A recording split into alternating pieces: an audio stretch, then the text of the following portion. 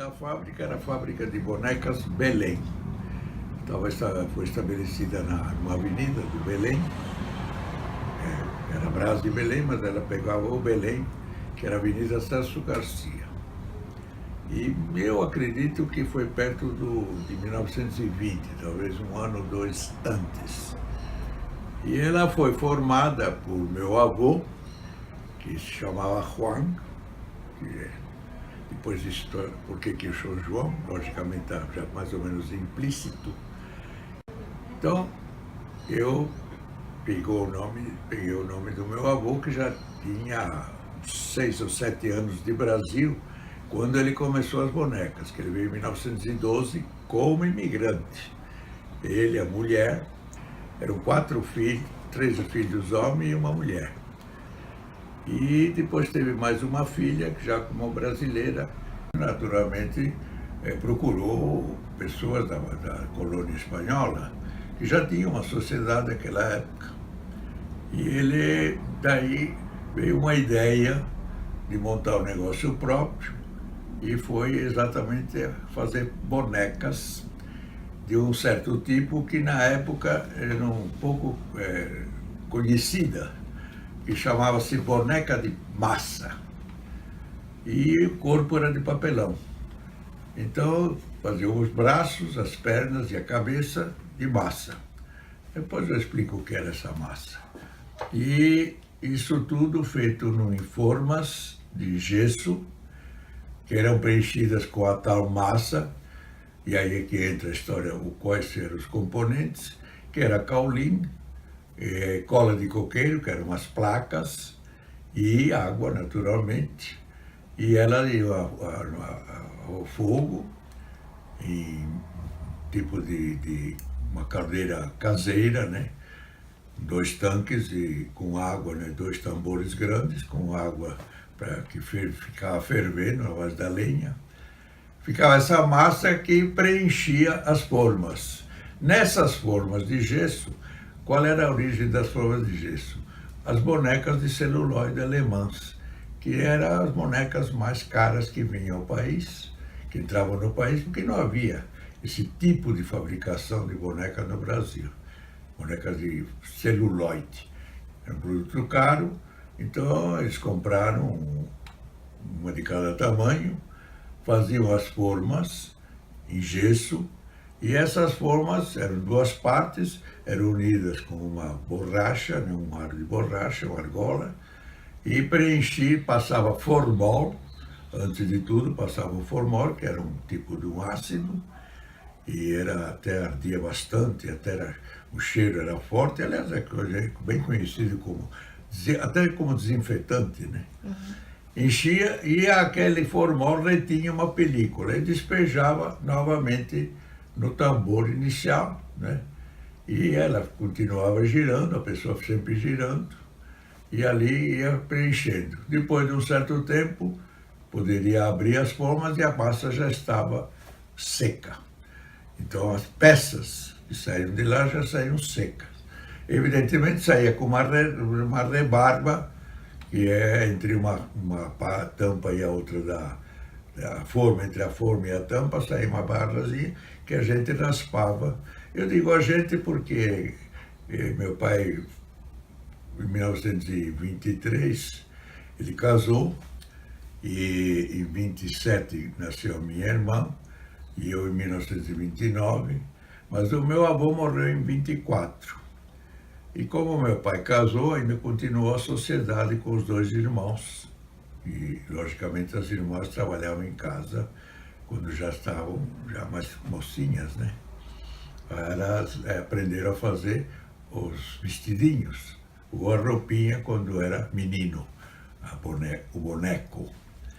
Então, com o tempo, o outro irmão casou e se afastou da sociedade e montou uma fábrica sozinho. Ficou o meu pai e um irmão, e esse também, depois de casado, e o primeiro filho também se afastou, e ficou então chamada família dos bonequeiros, porque eram 3 e dividiram forças. em vez de continuarem sócios, mas isso já é um outro problema de intimidade familiar. Mas cada um ficou um industrial pequeno, sem chance, muita chance de, a não ser com trabalho. E meu pai trabalhava, desde o tempo que eu me lembro, bem pequeno, ele trabalhava 16 horas por dia. Eu comecei a trabalhar com ele, as bonecas eram um trabalho bastante manual, e era admitido os menores, que era comum, trabalho leve. Trabalhar com boneca não tinha nada de pesado, a não ser aqueles que passavam formol, mas também não havia mais nenhuma, trabalhavam com luvas, né? Mas davam um banho de formol com pincel, fechava a forma, ia lá, enchia. Depois, na hora de retirada, já estava fria, seca a peça, e aí começava a raspagem, uma pintura em cada peça, e todas elas individuais, né, individualmente, com os grampinhos, ficavam penduradas até secar a tinta. Nesse meio tempo, tinha as pessoas que faziam os corpinhos de papelão, que eram folhas de papel que comprava já de mais grossa, chamava papelão, e formava o corpo de acordo e furava os locais dos braços e das pernas. E ela tinha a própria forma para fazer os corpinhos, também tinha a parte do pescoço e aberto, de tal sorte que ali que depois encaixava a cabeça da boneca, com um grampo que vinha de um elástico. Era uma peça, a explicação não é muito simples, mas de qualquer forma amarrava as pernas com elástico, né? E desse elástico era puxado com um gancho para amarrar os braços, e desses aí amarrava a argola, acertava a argola que ficava a cabeça, então elas ficavam 4 peças num trançado de elásticos internos. E os braços tinham movimento, logicamente, as pernas e o pescoço. Então, todos esses produtos eram pintados, o papelão ficava virgem, né, da sua cor, e depois vinha a pintura, efetivamente, do que seria o cabelo, quando era sexo feminino, e o cabelo quando masculino, um loirinho, outros mais morenos, outros mais escuros. Mas o que saía mais eram bonecas mesmo. E aí meu pai tinha vários tamanhos. Uma boneca aí, vamos dizer, de uns 25 centímetros, mais ou menos, uns 20 centímetros. Depois tinha uma maiorzinha, que era o tamanho médio, e outra maior ainda, e até que tinha o bonecão, que era feito mais para as épocas natalinas, mais próximas da época natalina. Por quê? Porque eram de pouco comércio. O comércio era mais das bonecas menores, que eram vendidas durante o ano todo e, evidentemente, mais no Natal. Todos os pacotes das bonecas eram de meia dúzia. Está embrulhado em papel, um papel mais grosso, e amarradas, e a gente levava assim com laço. Mas a história da boneca, era muito trabalhosa quando chegava a pintura do rosto.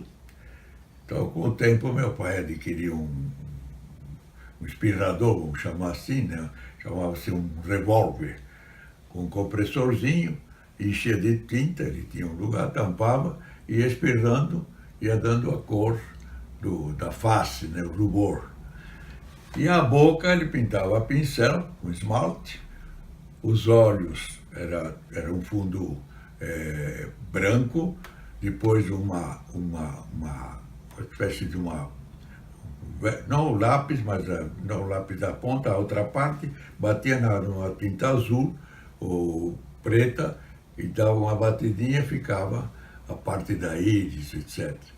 E depois fazia a sobrancelha, que eu não sabia fazer, não conseguia aprender, a não ser já quando bem mais jovem, já ginasiano, terminando o ginásio, que eu tinha firmeza, porque era uma coisa difícil, porque era um pincelzinho muito fino, pegava com a tinta assim, pegava, e tinha que fazer aquela curva assim, não podia ser de mais, não podia ser de menos, não podia ser muito alto. E aí vinha o velho sistema espanhol: não, homem, não é assim, olha, mais para baixo, mais para arriba.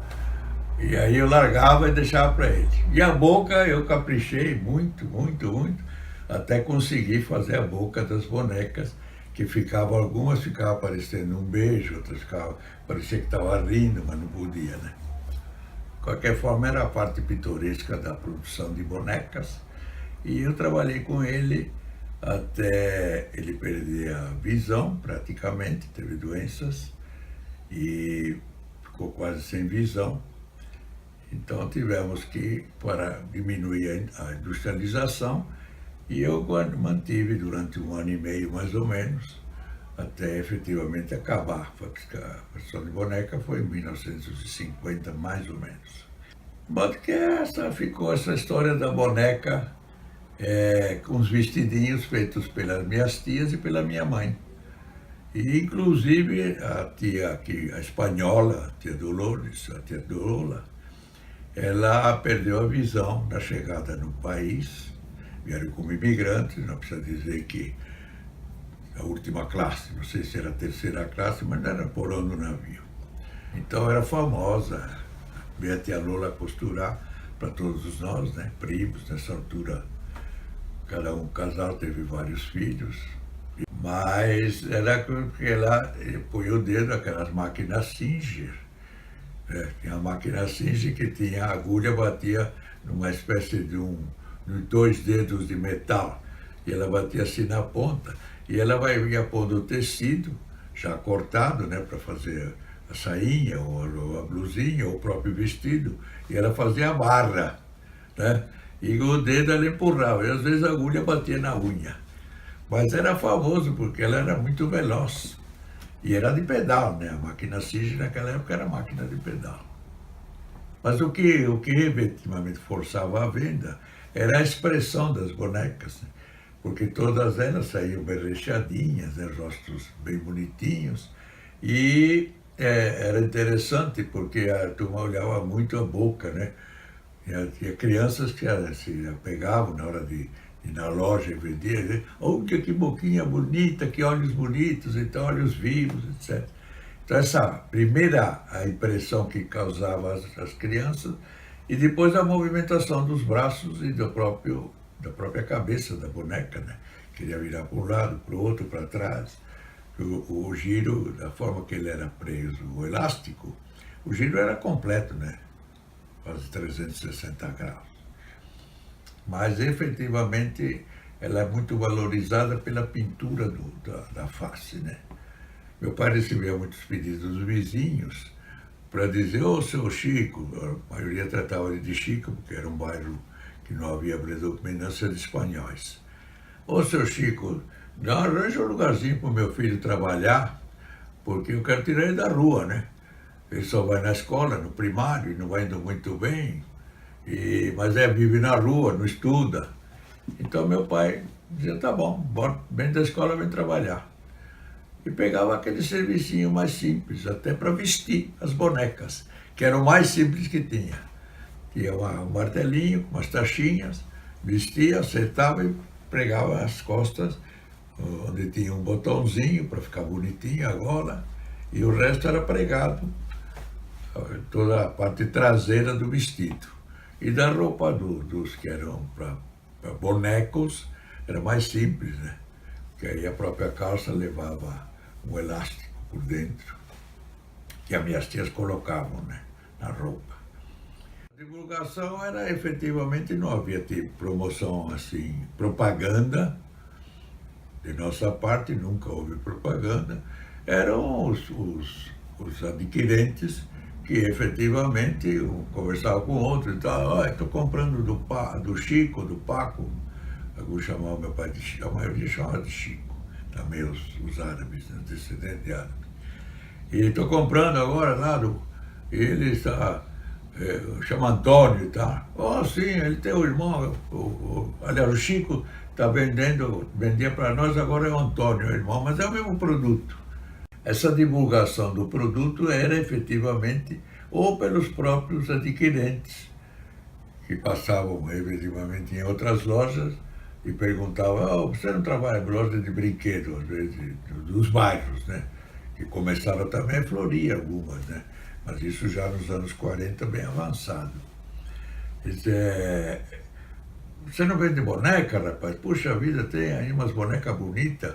que não são aquelas bonecas mole, aquelas bonecas de pano, e também não são muito caras, porque elas são duras, cai no chão e não quebra, que era dos argumentos de venda, eram as bonecas inquebráveis, que não era bem assim porque as cabeças eram ocas.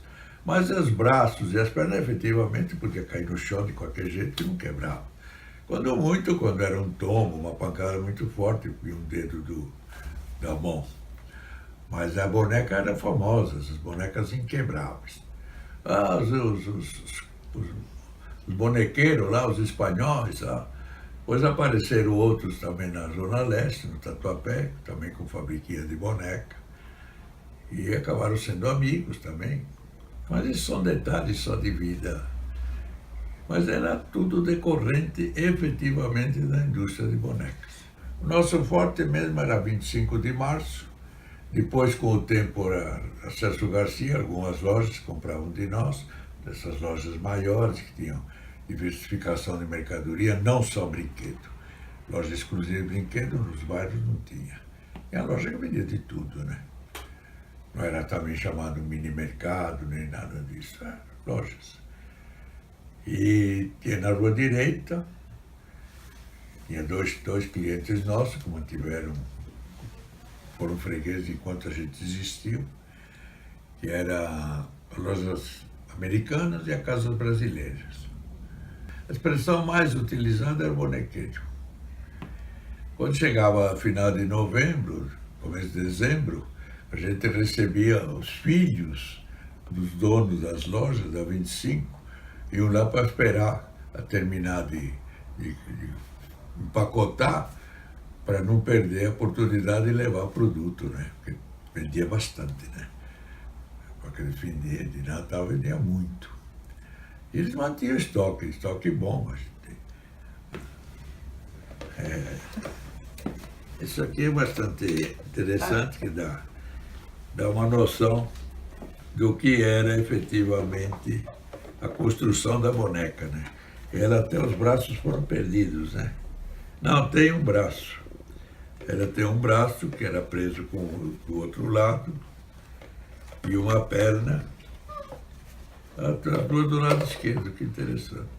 Era assim, era com elástico, essas com elástico, e entre as duas aqui saía uma puxava um gancho, e aí encaixava esse aqui, virava duas vezes, já estava preso, porque era feito com bastante folga para não escapar. E bastante justo não entrar. E essa movimentação, as nossas tinham também, ela totalmente. A movimentação de braços e pernas. Agora, o que diferenciava também, não só a parte estrutural, essa parte de pintura era muito importante, e essa mobilidade e a durabilidade. O corpo de papelão não supria, a não ser que deixasse molhada. E a roupinha, então, é que vinha uma outra arte das costureiras, que eram minhas tias e minha mãe, né? Esse é molde, esse é o molde. Daqui saía a forma de um braço, a forma do outro, a forma de uma perna, a forma de outro, tudo formas independentes. Fazia em gesso. E essa aqui, a cabeça também, duas partes. E depois unia as duas, né? E aí vinha essa história pela própria fusão aqui, o sistema de cozimento da massa, né? E depois ela ficava com aderência.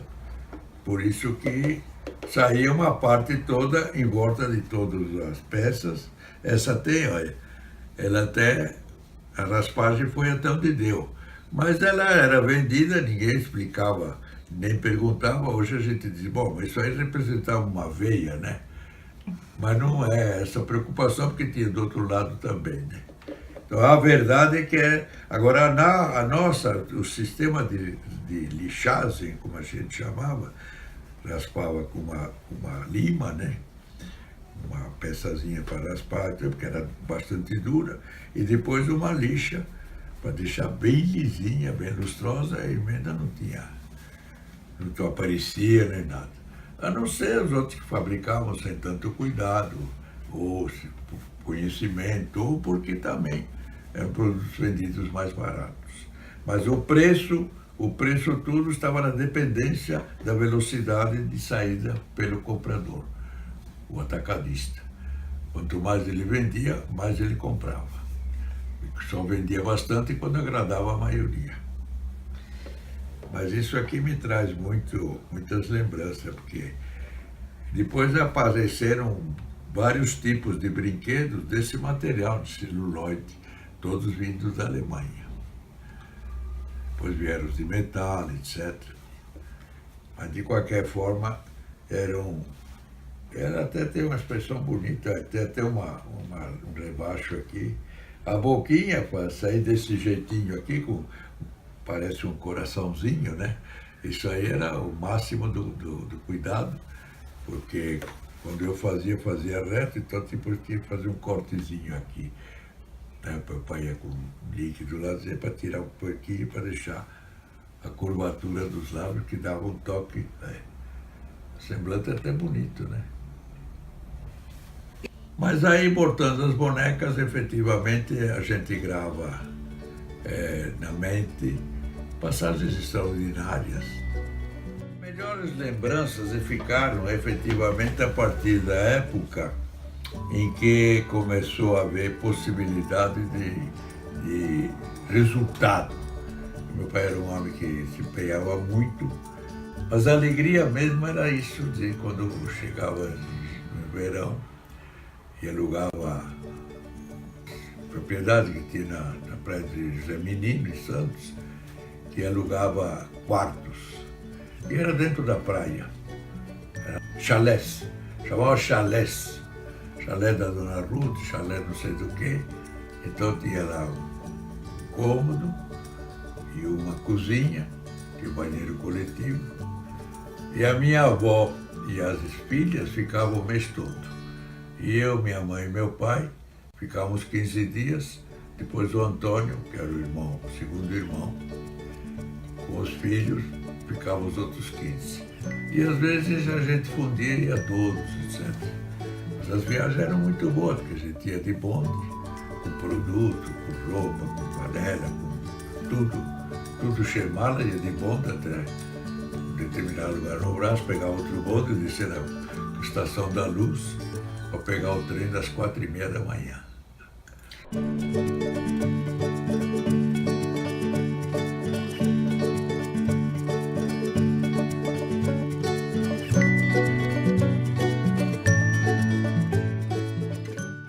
Era uma época muito feliz,